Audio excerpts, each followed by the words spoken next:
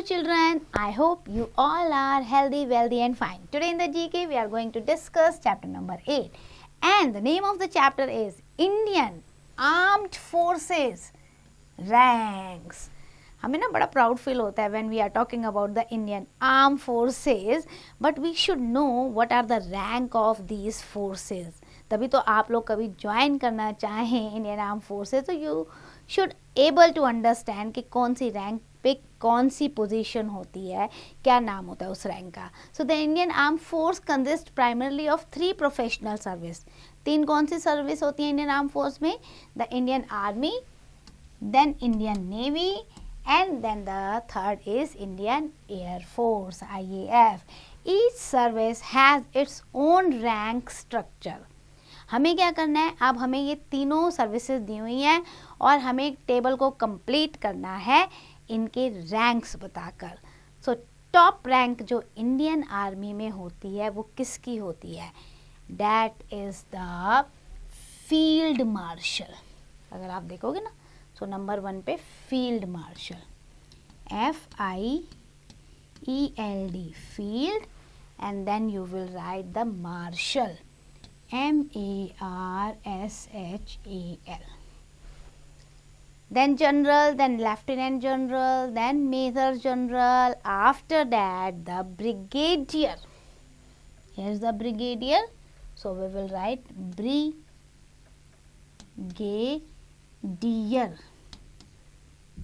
Okay. Then brigadier के बाद जो होती है that is the colonel. So COLONEL colonel, and then lieutenant general, फिर मेजर और लास्ट में आपकी होती है जो सबसे स्टार्टिंग की होती है ना, यहाँ पर मेजर के बाद दैट इज़ द कैप्टन और उससे पहले लेफ्टिनेंट. सो यहाँ पर ये सारी आपकी जो पोस्ट हो गई, जो रैंक हो गई, that is for Indian army. Now moving to the Indian navy, that is the next. Indian navy में सबसे पहले आपके आते हैं एडमायरल ऑफ फ्लीट. उसके बाद जो आते हैं that is your admiral. Second rank होगी admiral. Then you are having the vice admiral and the fourth पे आपकी जो आएगी that is the rear admiral. Okay, so here we will write rear admiral. Then आपके जो हैं that is commodore, captain, commander, lieutenant commander, lieutenant और last में जो आपका आता है that is sub lieutenant, lieutenant से नीचे. So here we will right सब, फिर लेफ्टिनेंट, LIEUTENANT. लेफ्टिनेंट की स्पेलिंग बेटा केयरफुली लिखना. मोस्ट ऑफ द टाइम ना बच्चे लेफ्टिनेंट में F लगा देते हैं, नहीं, this is the lieutenant spelling. Then we are moving to the air force. Indian air force को आप देखेंगे तो सबसे ऊपर आपके आते हैं marshal of the air force. Then after that air chief marshal and then third position पे आते हैं आपके एयर मार्शल. ओके, सो एयर चीफ मार्शल के बाद आप मेंशन कर देंगे एयर चीफ, हट जाएगा यहाँ से और एयर मार्शल आ जाएगा, MARSHAL, air martial.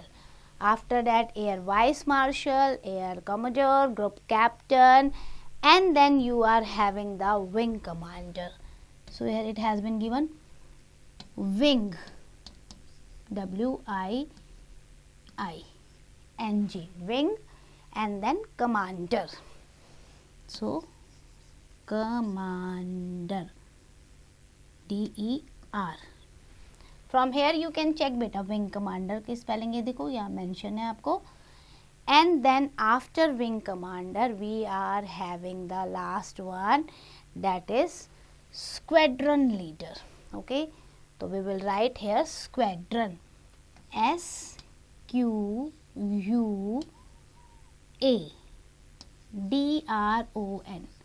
squadron, and then leader. So here I will write LEADER, squadron leader. So these all are the rank of the all three armed forces. Now moving to the note, the Indian armed forces are assisted by three special defense forces that are known as paramilitary.